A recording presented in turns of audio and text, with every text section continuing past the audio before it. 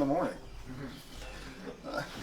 So I'm here teaching continuing bluegrass banjo. So that means there's going to be more of it. I know a lot of people were hoping that that would not continue, but we're still here. Let's figure out something we can play. I brought other stuff, but I thought, I'll just play the banjo.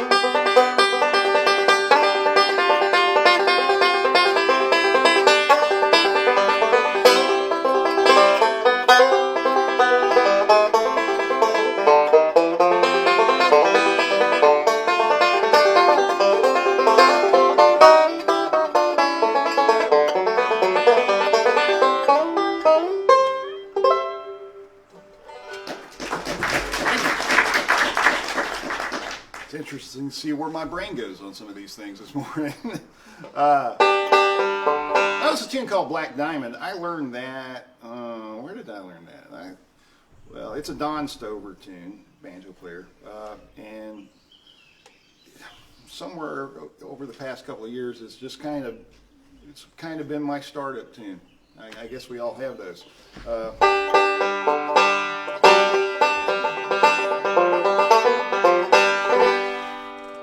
So much of my life has been spent with just odd tunes, things that were not really ever going to be radio popular, and some of it is just pure stupidity. And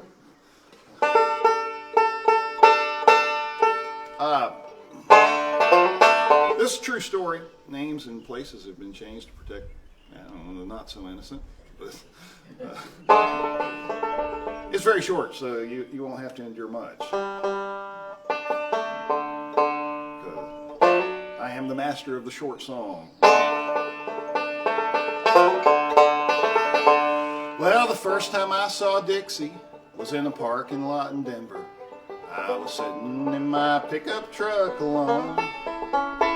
She came out of the store, took one look at my truck, and asked me if I'd like to take her home. She said she had a new place. We went to her old place, 'cause there was something she forgot to do. One hug and one kiss later, she unplugged the refrigerator. That's when I learned I was helping Dixie move. You laugh, but I'm telling you.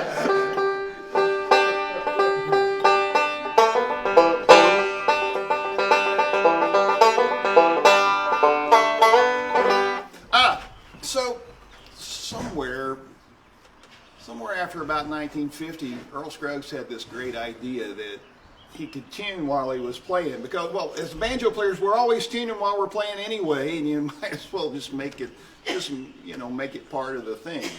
I mean, I've often heard it said that banjo players spend about half their time tuning, and the other half of their time playing out of tune.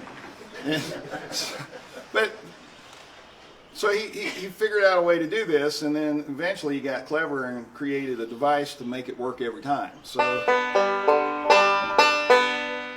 let's see if I can do that this morning.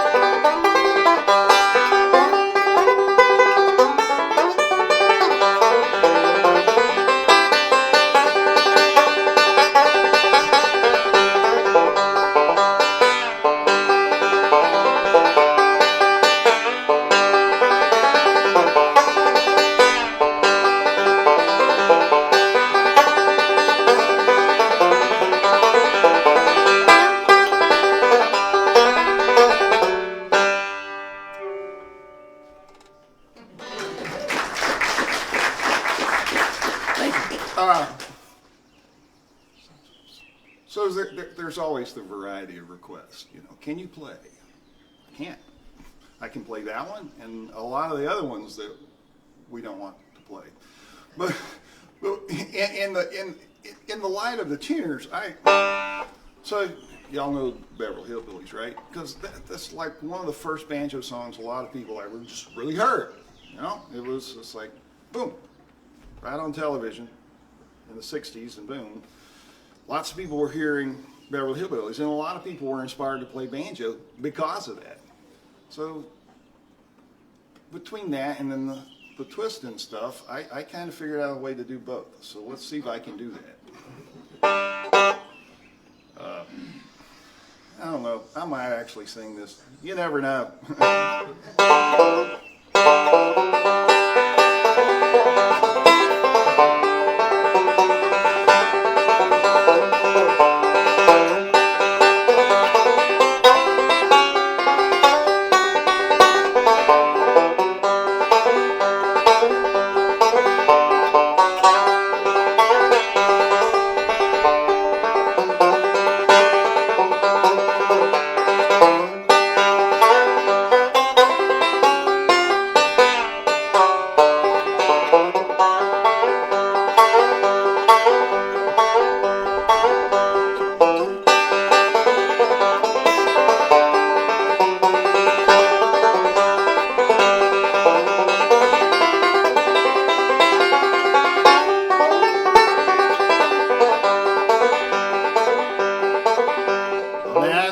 Say goodbye to Jet and all his kin.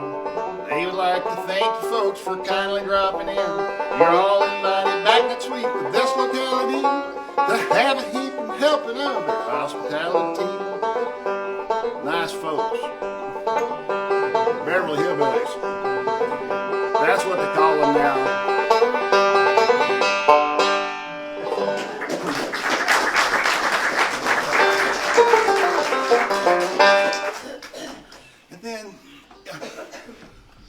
Growing up, so I started playing banjo probably 1977. So being a kid of the 70s, I grew up in front of television, just like a lot of us did. You know, both my parents worked, and I came home from school and sat in front of the television and played banjo. And so there were songs on the television, and I'm sitting there with my banjo practicing, and it's like, I wonder if I can play that song. And so there's a couple of commercials that I remember. What I saw some pups. Yeah, this one's for the pups.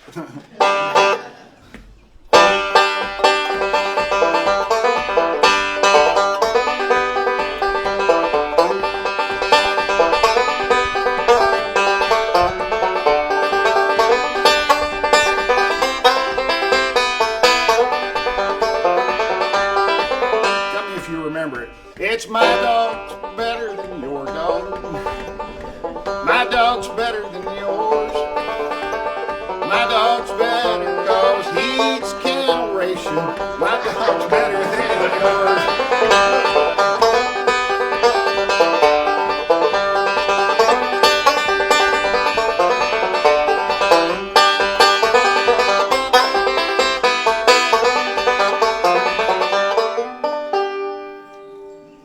you know, there was never just one commercial. There was always you know, and this is a commercial that you probably couldn't get away with today.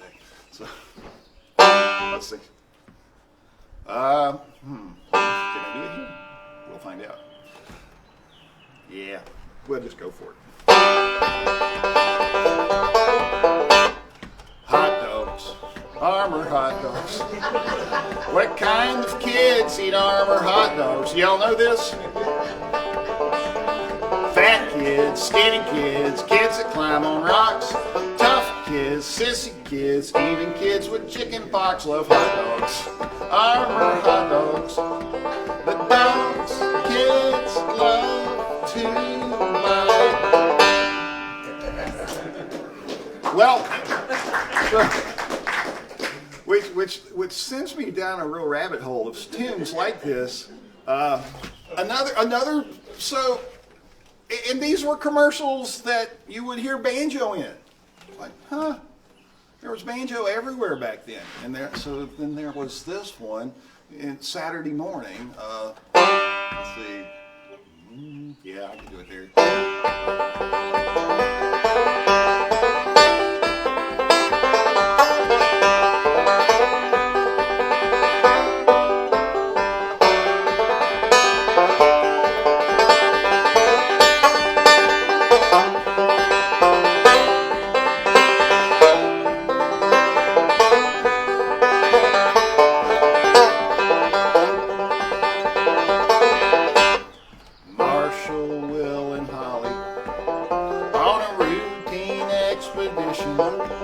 And the greatest earthquake ever known. High on the rapids, they lost their tiny raft, and it plunged them down, down deep below. In the land of the lost, in the land.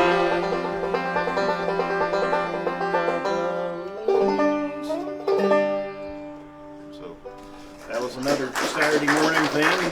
Should be a Tyrannosaurus Rex right over here somewhere. Which just kind of goes to show that there's banjo in a lot of places where you really didn't expect it. And I started figuring out that pretty much anything I wanted to play, I could play on the banjo. So if I wanted to play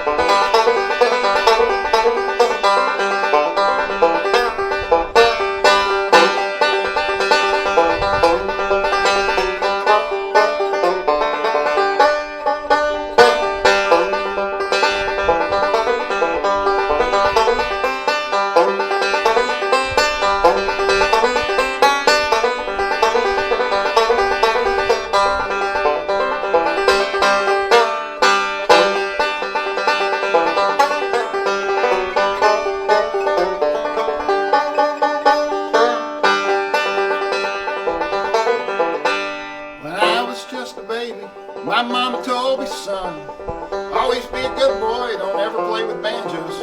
I went and bought one.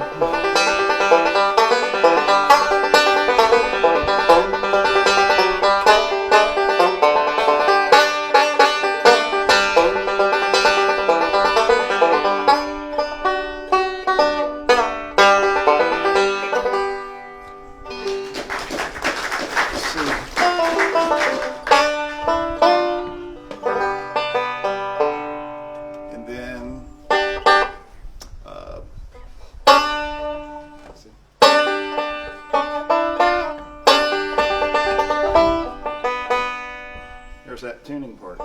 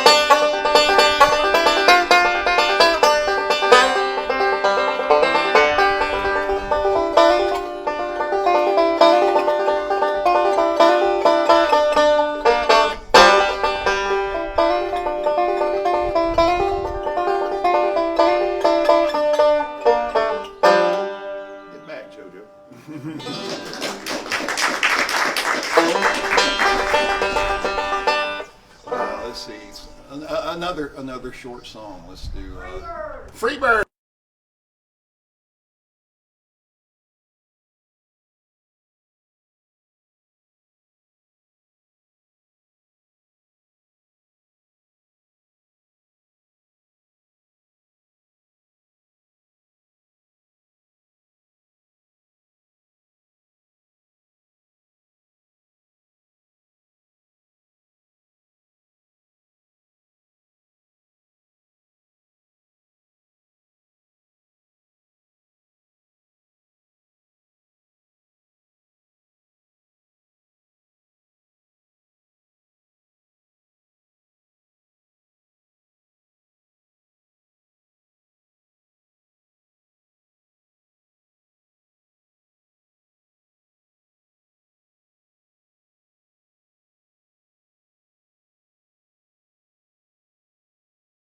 At the same time set me free. She's taking a break from fighting crime, taking a break with me. She may be the girl next door to you, but she's Wonder Woman to me.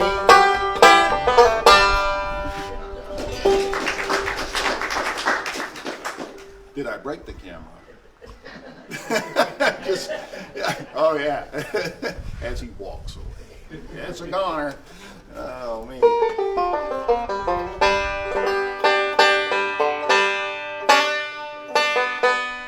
So in the y'all remember Andy Griffith? So here's a tune. It's an instrumental tune.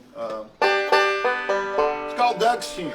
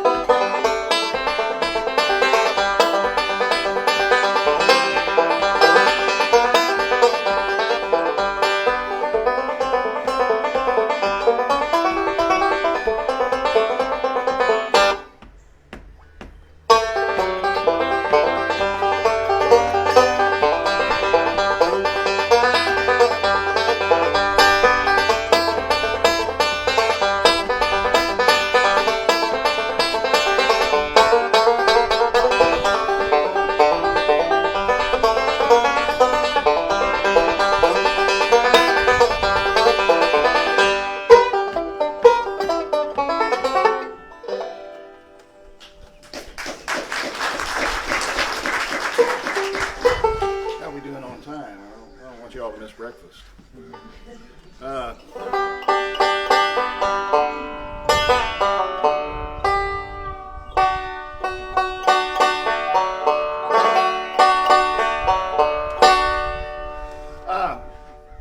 So when Earl Scruggs, he tells a story that when he was learning to play and figured out three finger, the song that he was playing was a tune called Reuben, and Earl like a lot of guys, and I play a little two finger, just using two fingers.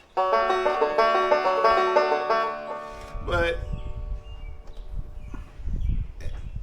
there were some players around, and he knew that they were playing with three fingers, and so this is the tune he was playing when he figured it out. Figured out how to add that other finger, and he talks about yelling for his brother Junie, I got it, and he had it. It's a tune called Reuben.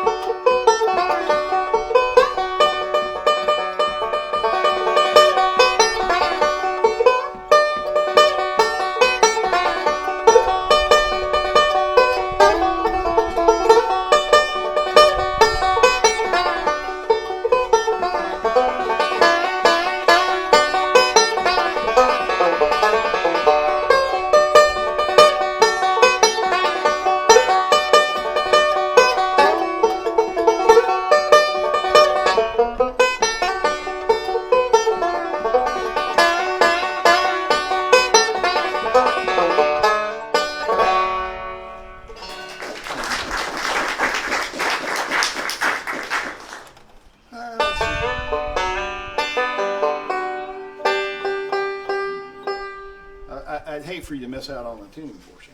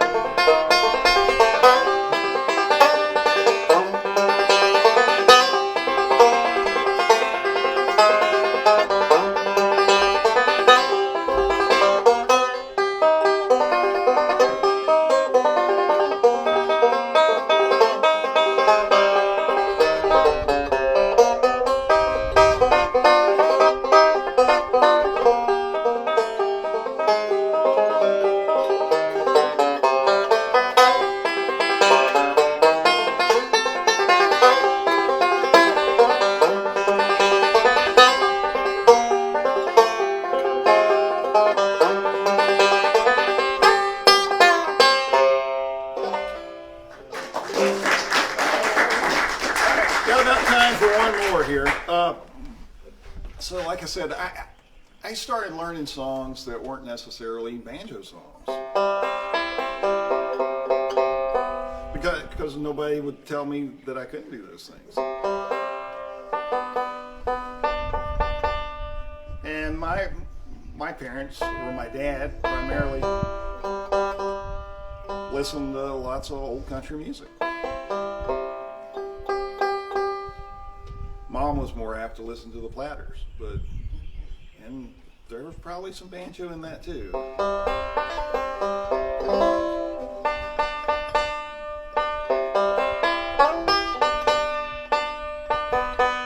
This one's pretty. I want it to be in tune.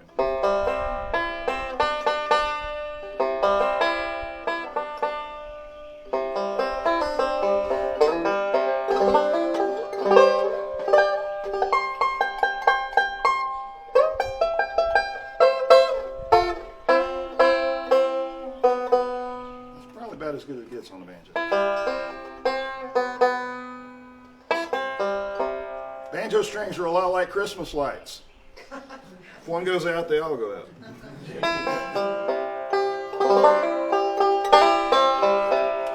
So in 1961, Floyd Kramer released this on its piano piece. It's called Last Date. And it's a perfect tune to kind of close out with something kind of calm and relaxing.